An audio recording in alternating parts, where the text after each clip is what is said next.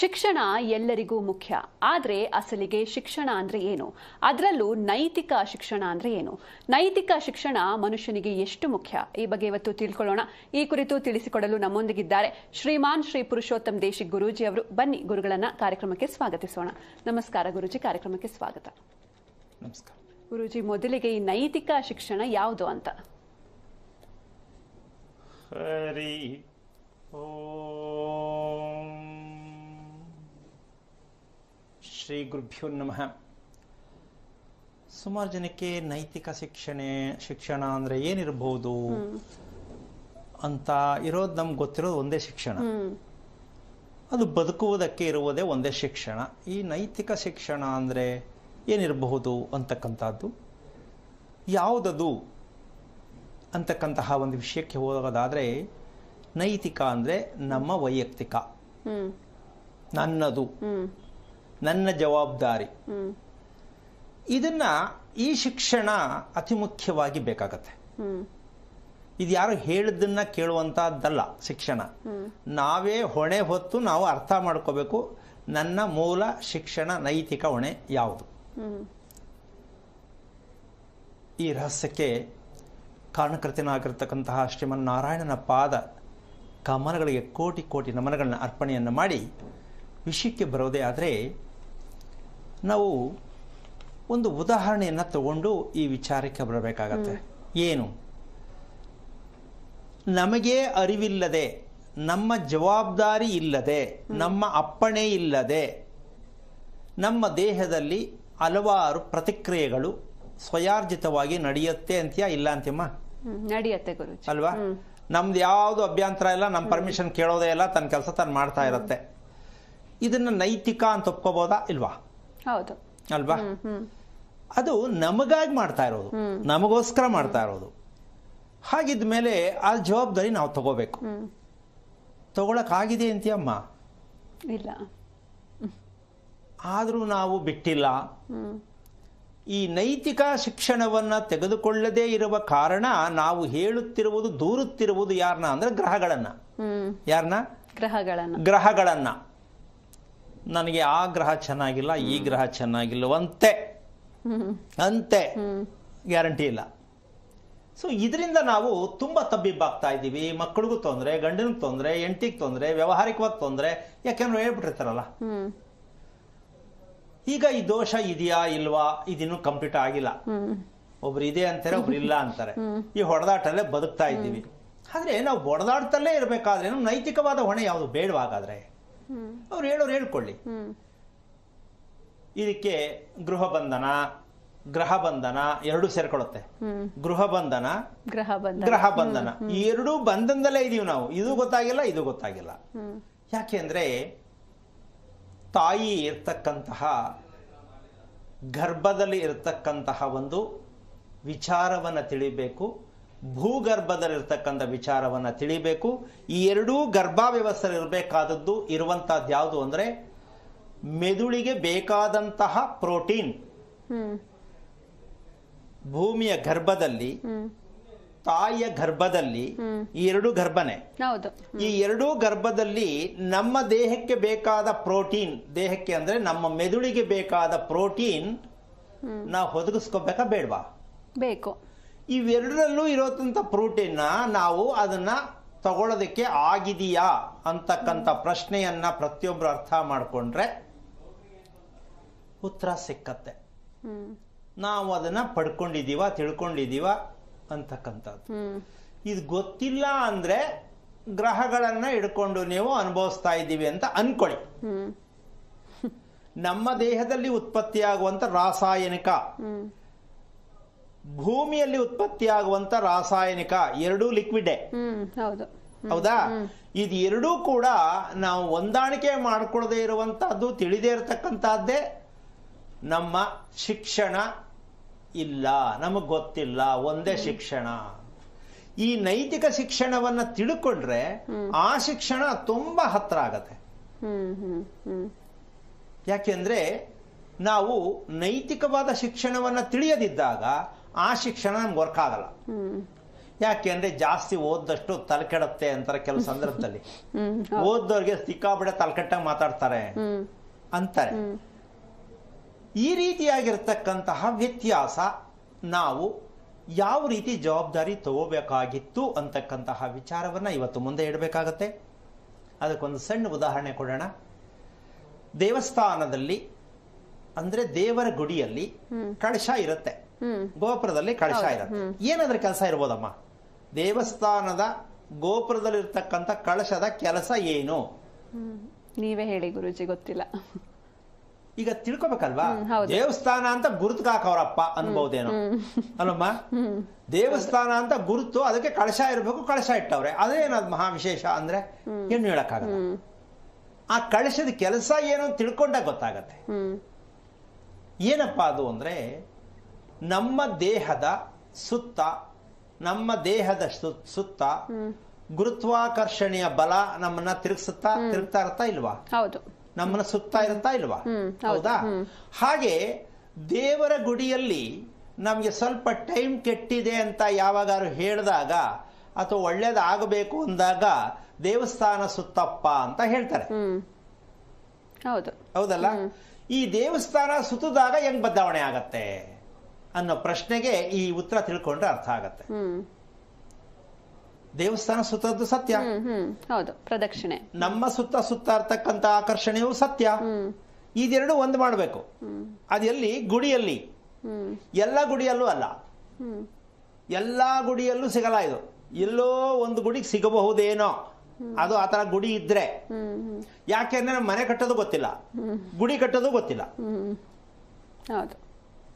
ಈಗ ಎಷ್ಟೋ ಜನಕ್ಕೆ ಬೇಜಾರಾಗ್ಬೋದು, ಹಂಗಾರೆ ಗುಡಿ ಕಟ್ತಿರೋ ತಪ್ಪಾಗಿದೆ, ತಪ್ಪಾಗ್ತಾನೆ ಇದೆ. ಗುಡಿ ಕಟ್ಟುವುದು ಗೊತ್ತಿಲ್ಲ, ಮನೆ ಕಟ್ಟುವುದು ಮೊದಲೇ ಗೊತ್ತಿಲ್ಲ. ಇದೆರಡೂ ಗೊತ್ತಿಲ್ಲ ಅಂದ್ಮೇಲೆ ದೇವರನ್ನ ಎಲ್ಲಿ ಹುಡುಕ್ತೀರಾ? ಈ ಪ್ರಶ್ನೆಯನ್ನ ಕೇಳಿದಾಗ ನಿಮ್ಗೆ ಆಶ್ಚರ್ಯ ಆಗ್ಬೋದು. ಹಾಗಿದ್ದ ಮೇಲೆ ನಾವು ಕೇಳಿರೋದು, ತಿಳ್ಕೊಂಡಿರೋದು, ಮಾಡ್ಕೊಂಡ್ ಬಂದಿರೋದೆಲ್ಲ ಸುಳ್ಳ, ತಪ್ಪ? ಅದ್ ನೀವೇ ಯೋಚನೆ ಮಾಡಿ. ಮಾಡ್ಕೊಂಡು ಬಂದಾಯ್ತು, ಪ್ರದಕ್ಷಿಣೆ ಹಾಕಾಯ್ತು, ಆದ್ರೆ ಒಳ್ಳೇದಾಗಿದೆಯಾ?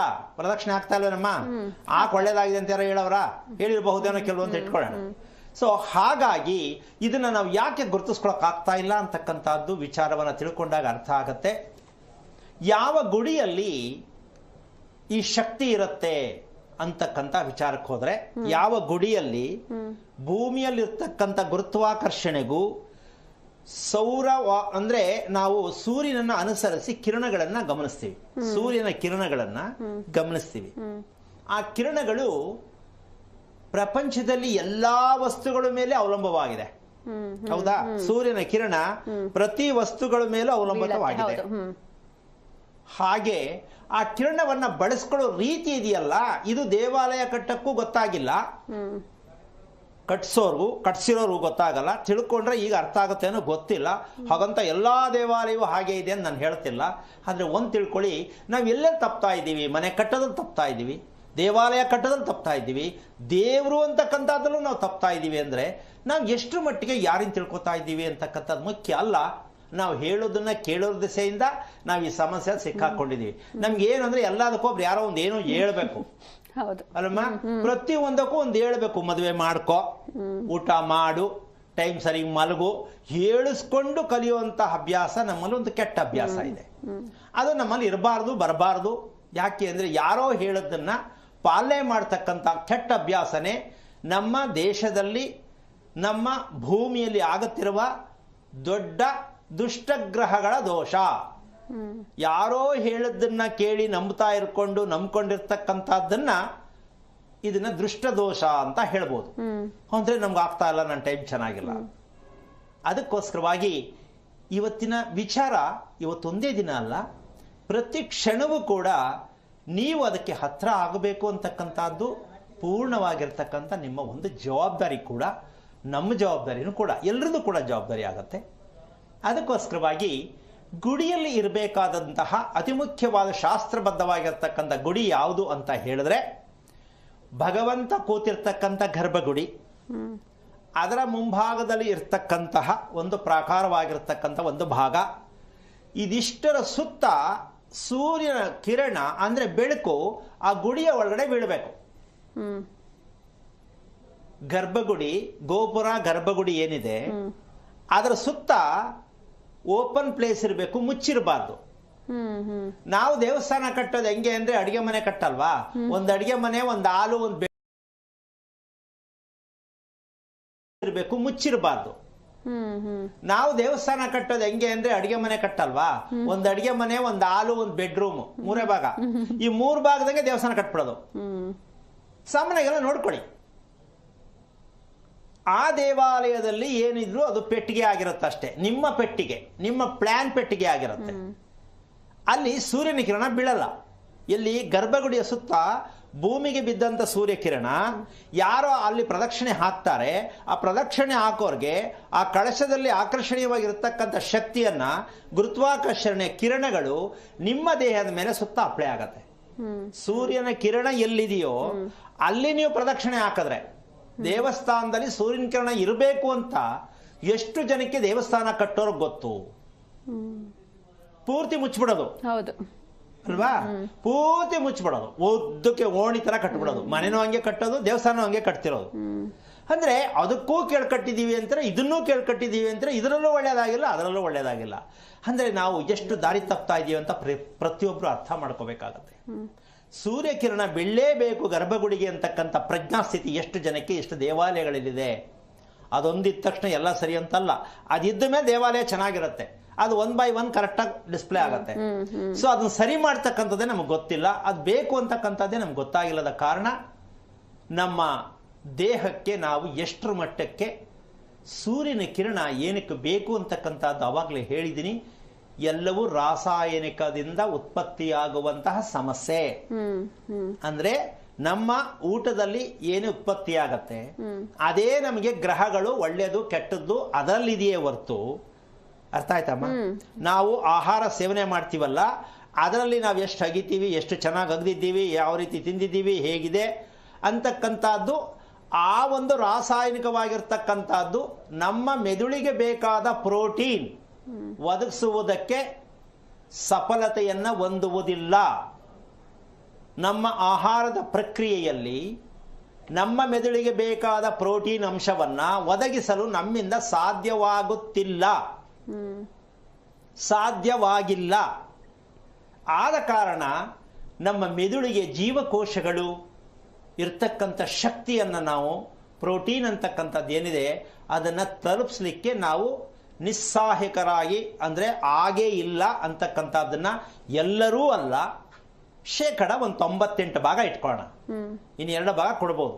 ಇನ್ನು 98 ಭಾಗ ನಮ್ಮ ಮೆದುಳಿಗೆ ಬೇಕಾದ ಪ್ರೋಟೀನ್ ಅಂಶವನ್ನ ಒದಗಿಸುವುದರಲ್ಲಿ ಅಸಮರ್ಥತೆಯನ್ನ ನಾವು ಹೊಂದಿದ್ದೀವಿ, ದುರ್ಬಲರಾಗಿದ್ದೀವಿ ಅನ್ನೋ ಸತ್ಯವನ್ನ ನೀವು ಎಷ್ಟು ತಿಳ್ಕೋಬಹುದು ಅಂತಕ್ಕಂಥ ವಿಚಾರವನ್ನ ಇವತ್ತು ಕೆಲವರು ಮಾಹಿತಿಯ ಮೂಲಕವಾಗಿ ಈಗ ಮಾತಾಡ್ತಾ ಇರ್ತಕ್ಕಂಥವರ ಜೊತೆಯಲ್ಲಿ ಮಾತಾಡಿದಾಗ ನಿಮ್ಗೂ ಅರ್ಥ ಆಗತ್ತೆ ಅಂತ ಅನ್ಕೊಂಡಿದೀನಿ. ಈಗ ಇದು ಒಂದು ದೇವಸ್ಥಾನದಲ್ಲಿ ಸೂರ್ಯನ ಕಿರಣ ಬೀಳ್ತಾ ಇದೆಯಾ ಅಂತಕ್ಕಂಥ ಒಂದು ವಿಚಾರ. ಇನ್ನೊಂದು, ಮನೆಯಲ್ಲಿ ಸೂರ್ಯ ಕಿರಣ ಇದೆಯಾ? ಇಲ್ಲ. ಕಿಟಕಿಲಿ ಬರ್ತದೆ ಸ್ವಾಮಿ, ಈ ಕಡೆ ಈ ಮೂಲೆಯಲ್ಲಿ ಬರ್ತದೆ ಸ್ವಾಮಿ ನಮ್ಮ ಮನೆಗೆ, ಸ್ವಾಮಿ ಇಲ್ಲಿ ಮುಂದ್ಗಡೆ ಬರ್ತದೆ ಸ್ವಾಮಿ, ಅಡಿಗೆ ಮನೆ ಕರೆಕ್ಟಾಗಿ ಬೀಳ್ತದೆ ಸ್ವಾಮಿ, ದೇವ ಮೂಲೆಗೆ ಬೀಳುತ್ತೆ ಸ್ವಾಮಿ, ಇದೇ ಆಗೋಯ್ತು ನಮ್ಮ ಜೀವನ ಎಲ್ಲ. ಅದಕ್ಕೋಸ್ಕರವಾಗಿ ಮನೆಯ ಮಧ್ಯಭಾಗದಲ್ಲಿ ಯಾರ ಮನೆಯಲ್ಲಿ ಸೂರ್ಯಕಿರಣ ಬೆಳ್ತಿತ್ತು ಅವ್ರು ಅದಕ್ಕೆ 100 ವರ್ಷ ಹಿಂದಿನ ಕಾಲದವರು ಬಾಳಿ ಬದುಕಿ ಮೀಸೆನ ಹಿಂಗ್ ಅನ್ಕೊಂಡಿರ್ತಾ ಇದ್ರು. ಹೌದು, ಖಂಡಿತ ಗುರುಜಿ, ಆ ಬಗ್ಗೆ ಮಾತಾಡೋಣ. ಒಬ್ರು ಕಾಲರ್ ಇದ್ದಾರೆ, ಮಂದಾರ ಸಾಯಿ ಅಂತ ಶಿರಾದಿಂದ. ನಮಸ್ತೆ. ನಮಸ್ತೆ ಮಾ. ಹಲೋ. ಇನ್ನೊಬ್ರು ಕಾಲರ್ ಇದ್ದಾರೆ, ಮಾತಾಡೋಣ. ನಮಸ್ತೆ. ಹಲೋ. ನಮಸ್ತೆ ಮಾ, ಧ್ವನಿ ಕೇಳಿಸ್ತಾ ಇದೆಯಾ? ನಮಸ್ತೆ. ಕೇಳಿಸ್ತಾ ಇದೆ ಮೇಡಮ್. ಯಾರ ಬಗ್ಗೆ ಕೇಳ್ಬೇಕಿತ್ತು? ನನ್ನ ಮಗನ ಬಗ್ಗೆ ಕೇಳ್ಬೇಕಾಗಿತ್ತು ಮ್ಯಾಮ್. ಅವ್ರ ನಕ್ಷತ್ರ ಹೇಳಿ ಮಾ. ಭರಣಿ ನಕ್ಷತ್ರ ಸ್ವಾಮಿ. ಓಕೆ, ಗುರೂಜಿ ಇದ್ದಾರೆ, ಮಾತನಾಡಿ ಮಾ. ಹಲೋ. ಹಲೋ, ನಮಸ್ತೆ ಸ್ವಾಮಿ. ನಾರಾಯಣ, ಹೇಳಿಮ್ಮ, ಯಾರು ಭರಣಿ ನಕ್ಷತ್ರ? ನನ್ನ ಮಗ ಲಕ್ಷ್ಮಣ್ ಸಿಂಗ್ ಸ್ವಾಮಿ. ಎಷ್ಟು ವಯಸ್ಸು? 31 ಸ್ವಾಮಿ. ಏನಾಗ್ಬೇಕು ಅವನ್ಗೆ? ಸ್ವಾಮಿ ಅವನ್ಗೆ ಮದ್ವೆ ಆಗ್ತಾ ಇಲ್ಲ ಸ್ವಾಮಿ. ಮದ್ವೆ ಆಗ್ತಾ ಇಲ್ವಾ? ಅವನು ಆಗ್ತಾ ಇಲ್ವಾ, ನೀವು ಮಾಡ್ತಾ ಇಲ್ವಾ? ಇಲ್ಲ ಸ್ವಾಮಿ, ಹುಡುಗಿ ಹುಡುಕ್ತಾ ಇದೀವಿ, ಅವ್ನ್ ಸೆಟ್ ಆಗ್ತಾನೆ ಇಲ್ಲ ಸ್ವಾಮಿ. ಏನ್ ಮಾಡೋದು? ನಿಮ್ಗೆ ಹುಡುಗಿ ಸೆಟ್ ಆಗ್ತಾ ಇಲ್ವಾ, ಅವ್ರಿಗೆ ಹುಡುಗ ಸೆಟ್ ಆಗ್ತಾ ಇಲ್ವಾ? ಹುಡುಗಿಯವ್ರಿಗೆ ಸೆಟ್ ಆಗ್ತಾ ಇಲ್ಲ ಸ್ವಾಮಿ. ಹುಡುಗಿನ ಒಪ್ಕೊಂತಾನೆ, ಹುಡುಗಿನ ಒಪ್ತಾ ಇಲ್ಲ ಸ್ವಾಮಿ. ನಿಮ್ಮ ಹುಡುಗ ಒಪ್ಕೋತಾನೆ? ಹೌದು ಸ್ವಾಮಿ, ಹೌದು. ಹುಡುಗಿ ಒಪ್ಪಲ್ಲ?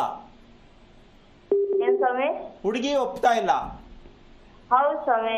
ಯಾವ್ದು ನಿಂಬೆಹಣ್ಣೇನು ಮಂತ್ರಿಸ್ತಿಲ್ವಾ? ನಿಂಬೆಹಣ್ಣು ಹೊಡಿಯೋದು ಮಂತ್ರಿಸೋದೇನು ಮಾಡ್ಲಿಲ್ವಾ? ಏನ್ ಸ್ವಾಮಿ? ನಿಂಬೆಹಣ್ಣೇನು ಇಳಿ ತೆಗೆದು ಹೊಡಿಲಿಲ್ವ? ನಮ್ಮ ಕಾಯಿ ಹೊಡಿಯೋದು ನಿಂಬೆಹಣ್ಣು ಹೊಡಿಯೋದೇನು ಮಾಡ್ಲಿಲ್ವಾ ಅಂದೆ? ಇಲ್ಲ ಸ್ವಾಮಿ, ಅದೆಲ್ಲ ಏನು ಮಾಡಿಲ್ಲ. ದೇವಸ್ಥಾನಕ್ಕೆ ಹೋಗ್ತಾ ಇದ್ವಿ, ಬರ್ತಾ ಇದ್ವಿ ಅಷ್ಟೇ ಸ್ವಾಮಿ. ಯಾವ ದೇವಸ್ಥಾನಕ್ಕೆ? ನಾವು ಧರ್ಮಸ್ಥಳಕ್ಕೆ ಹೋಗ್ತೀವಿ ಸ್ವಾಮಿ ಜಾಸ್ತಿ. ಹಾ. ಆ ಧರ್ಮಸ್ಥಳದಿಂದ ಮತ್ತೆ ಈ ಮೊನ್ನೆ ತಿರುಪತಿಗೆ ಹೋಗ್ಬಿಟ್ಟು ಬಂದ್ವಿ ಸ್ವಾಮಿ, ಅಷ್ಟೇ. ಇನ್ನೆಲ್ಲೂ ಇಲ್ಲ ಸ್ವಾಮಿ. ನಿಮ್ ದೇವ್ರು ಯಾವ್ದು? ವೆಂಕಟರಮಣ ಸ್ವಾಮಿ. ಓಕೆ. ಜಾಸ್ತಿ ಧರ್ಮಸ್ಥಳನ ತಿರುಪತಿನ ಹೋಗೋದು? ಜಾಸ್ತಿ ಧರ್ಮಸ್ಥಳನೇ ಸ್ವಾಮಿ. ಮಕ್ಳು ಇಷ್ಟಪಡೋದೇ ಧರ್ಮಸ್ಥಳ ಸ್ವಾಮಿ. ಓಕೆ.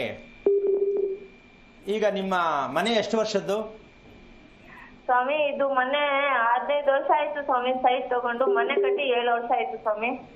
ನಿಮ್ಮ ಯಜಮಾನ್ರಲ್ಲಿ? ಇಲ್ಲ ಸ್ವಾಮಿ, ಅವರು ಯಾವಾಗ ಹೋಯ್ತು? ಏನಾಯ್ತು?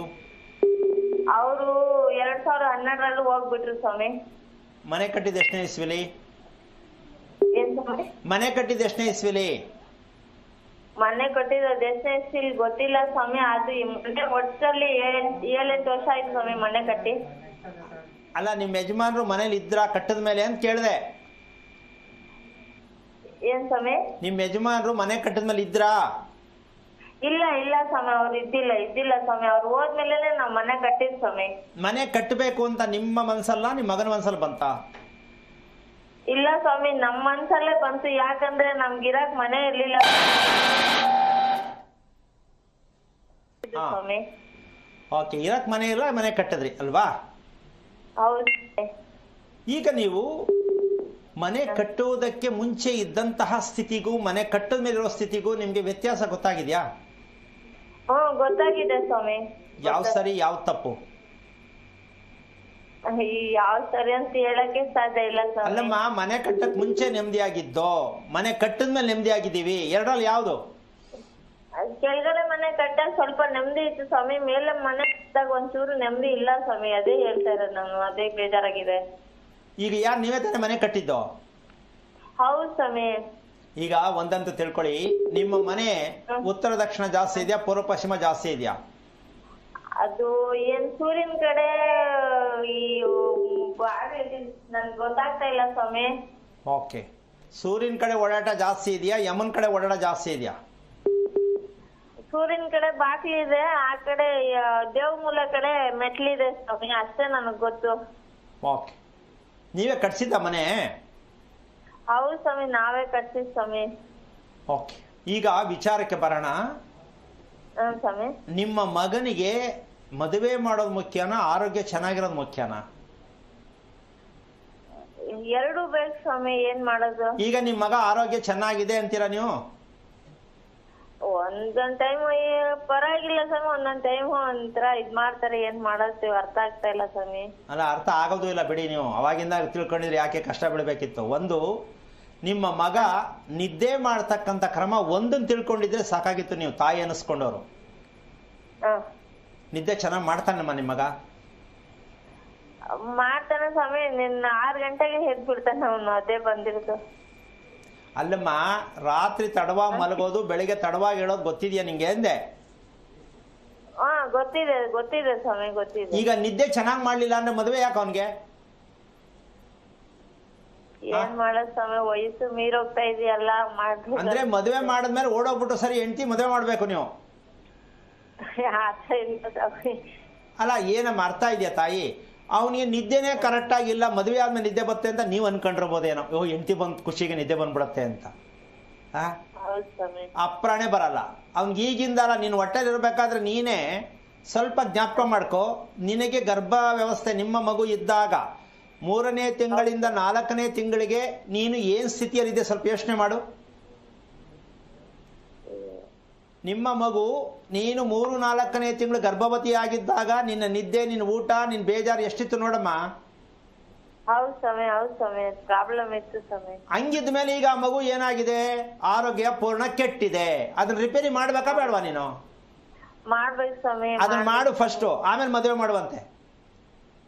ಇದಕ್ಕೆ ಏನು ಹೇಳ್ಬೋದು ಅಂದರೆ ಇವ್ನಿಗೇನು ತಲೆಕೆಟ್ಟಿದೆಯಾ, ಇವ್ನಿಗೇನು ಹುಚ್ಚಿಡ್ಕೊಂಡಿದ್ಯಾ, ಇವ್ನಿಗೇನಾದ್ರು ಆಗ್ಬಿಟ್ಟಿದ್ಯಾ, ಇವ್ನಿಗೇನಾದ್ರು ಮೆಟ್ಕೊಂಡಿದ್ಯಾ, ಈ ಕೋಪ ಬಂದಾಗ ಮಾತಾಡ್ತಾನೆ ನೋಡು, ಆ ಕ್ಯಾಟಗರಿಗೆ ಸೇರಿದಾನೆ ಭರಣಿ ನಕ್ಷತ್ರದ ಮಗು.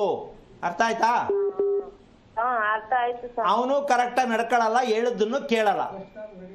ಕೇಳಲ್ಲ ಸ್ವಾಮಿ, ಟೈಮ್ ಕೇಳಲ್ಲ ಸ್ವಾಮಿ. ಆ ಕಾರಣದಿಂದಾಗಿ ನಿಮ್ಮ ಮಗನ ಆರೋಗ್ಯ ಸರಿ ಹೋಗಬೇಕು, ಆಮೇಲೆ ಮದುವೆ ಆಗಬೇಕು ಅನ್ನೋ ಆಸಕ್ತಿ ನಿಮ್ಮಲ್ಲಿದ್ದರೆ ಕರೆಕ್ಟಾಗಿ ಮೊದಲು ತಿಳ್ಕೊಳ್ಳಿ, ಆರೋಗ್ಯವನ್ನು ಸರಿಪಡಿಸ್ಕೊಳ್ಳಿ. ಮದುವೆ ಆಟೋಮೆಟಿಕ್ ಆಗುತ್ತೆ, ಚೆನ್ನಾಗಾಗತ್ತೆ, ಒಳ್ಳೇದಾಗತ್ತೆ, ಚೆನ್ನಾಗಾಗತ್ತೆ, ಒಳ್ಳೇದಾಗತ್ತೆ. ಮೊದಲು ತಿಳ್ಕೊಳ್ಳಮ್ಮ, ಒಳ್ಳೇದಾಗಲಿ. ಓಕೆ, ಧನ್ಯವಾದ ಸಕ್ಕುಬಾಯಿ ಅವರ ಕರೆ ಮಾಡಿದ್ದಕ್ಕೆ. ಇನ್ನೊಬ್ರು ಕಾಲರ್ ಇದ್ದಾರೆ ಗುರುಜಿ, ಮಂದಾರ ಸಾಯಿ ಅಂತ ಶಿರಾದಿಂದ. ನಮಸ್ತೆ. ನಮಸ್ತೆ. ಯಾರ ಬಗ್ಗೆ ಕೇಳಬೇಕಿತ್ತು? ನನ್ ಬಗ್ಗೆನೇ ಕೇಳ್ಬೇಕಾಯ್ತು. ನಿಮ್ ನಕ್ಷತ್ರ ಹೇಳಿಮಾ. ಮಗ ನಕ್ಷತ್ರ. ಓಕೆ, ಗುರೂಜಿ ಇದ್ದಾರೆ, ಮಾತನಾಡಿಮಾ. ಹಲೋ, ನಮಸ್ತೆ ಗುರುಜಿ. ನಾರಾಯಣ, ಹೇಳಿಮಾ. ಗುರುಜಿ, ನಂಗೆ ಆರೋಗ್ಯ ಬಗ್ಗೆ ಮತ್ತೆ ಈ ನಕ್ಷತ್ರ ಯಾಕೆ ಇದೆ ಅಂತ ಕೇಳ್ಬೇಕಾಯ್ತು. ಆರೋಗ್ಯ ಭಾಗ್ಯ. ಓ, ಸಿದ್ದರಾಮಯ್ಯ ಸರ್ಕಾರ ಭಾಗ್ಯ. ಆರೋಗ್ಯದ ಬಗ್ಗೆ ಅಲ್ಲ, ಈ ಭಾಗ್ಯ ಚೆನ್ನಾಗಿ ಕೋಡ್ ಕೊಟ್ಟವ್ರು ಎಲ್ಲದಕ್ಕೂ. ಆರೋಗ್ಯ ಭಾಗ್ಯ. ಏನು ಓದಿದ್ಯಮ್ಮ? ನಾನೀಗ ಡಿಗ್ರಿ ಓದ್ತಾ ಇದ್ದೀನಿ, ಫಸ್ಟ್ ಇಯರ್. ಮದುವೆ ಇನ್ನ ಇಲ್ಲ.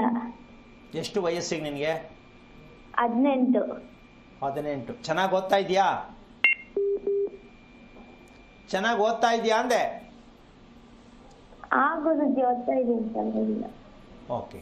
ಬೇಜಾರು, ಕೋಪ ಎರಡರಲ್ಲಿ ಯಾವ್ದು ಜಾಸ್ತಿ? ಕೋಪ ಜಾಸ್ತಿ. ಕೋಪ ಇರಬೇಕಾ? ಬೇಕಾ ಕೋಪ? ಬೇಡ ಮತ್ತೆ ಯಾಕೆ ಬರುತ್ತೆ? ಅದು ತಿಳ್ಕೊಬೇಕಾ ಬೇಡವಾ? ತಿಳ್ಕೊಳ್ಬೇಕು. ಯಾಕೆ ತಿಳ್ಕೊಂಡಿಲ್ಲ? ಆಮೇಲೆ ನಿನಗೆ ತುಂಬ ರಾತ್ರಿ ಇಷ್ಟನಾ ಹಗಲು ಇಷ್ಟನಾ? ನಿನಗೆ ತುಂಬ ಇಷ್ಟವಾದದ್ದು ಹಗಲ ರಾತ್ರಿನಾ? ಹಗ್ಲೇ ಇಷ್ಟ. ರಾತ್ರಿ ಇಷ್ಟ ಇಲ್ಲ? ರಾತ್ರಿನ ಇಷ್ಟ ಆದ್ರೆ ರಾತ್ರಿಗಿನ್ನ ಹಗಲು ಜಾಸ್ತಿ ಇಷ್ಟ. ಯಾಕೆಂದ್ರೆ ನಿದ್ದೆ ಚೆನ್ನಾಗಿ ಬರಲ್ಲಲ್ಲ ಅದಕ್ಕಾ? ನಿದ್ದೆ ಸರಿಯಾಗಿ ಬರಲ್ವಲ್ಲ ಅದಕ್ಕಾ ರಾತ್ರಿ ಇಷ್ಟ ಇಲ್ಲ? ಇಲ್ಲ, ನಿದ್ದೆ ಚೆನ್ನಾಗಿ ಬರುತ್ತೆ ನನಗೆ. ಬೆಳಿಗ್ಗೆ ಎಷ್ಟೊತ್ತು ಕೇಳ್ತೀಯಾ? ಬೆಳಿಗ್ಗೆ 6 ಗಂಟೆ. ಏಳಿಸ್ಬೇಕಾ ನೀನೇ ಹೇಳ್ತೀಯಾ? ಎಬ್ಬರಿಸ್ಬೇಕು. ಏಳಿಸ್ತಾ ಇದ್ರೆ ಎಷ್ಟೊತ್ತಾಗ ಮಲ್ಕೋತೀಯಾ? ನಂಗೆ ನಿದ್ದೆ ಆಗೋ ತನಕ ಮಲಗಿರ್ತೀನಿ. ಅದು ಈಗಲೂ ನಿದ್ದೆಲೇ ಇದೆಯಾ ನೀನು? ಇಲ್ಲ. ಅಲ್ಲ, ನಿನ್ನ ಮಾತಲ್ಲಿ ಹೇಳ್ತಾ ಇದ್ದೀನಿ, ಈಗಲೂ ನಿದ್ದೆ ಗುಂಗಲೇ ಇರೋದು ನೀನು. ಯಾಕೆ ಈ ಮಾತು ಹೇಳ್ತೀನಿ ಅಂದರೆ, ಬೆಳಗ್ಗೆ ಹೇಳ್ಬೇಕಾದ್ರೆ ನಿನಗೆ ಇನ್ನು ಸ್ವಲ್ಪ ಮಲ್ಕೋಬೇಕಿತ್ತು ಅಂತ ಅನ್ಸಲ್ವೇನಮ್ಮ? ಹಲೋ, ಮಾತಾಡಿಮಾ. ಬೆಳಿಗ್ಗೆ ಬೆಡ್ಡಿಂದ ಹೇಳ್ಬೇಕಾದ್ರೆ ಇನ್ನು ಸ್ವಲ್ಪ ಮಲ್ಕೋಬೇಕಿತ್ತು ಅಂತ ಅನ್ಸಲ್ವಾ ನಿನಗೆ ಎಂದೆ? ಅನ್ಸುತ್ತೆ.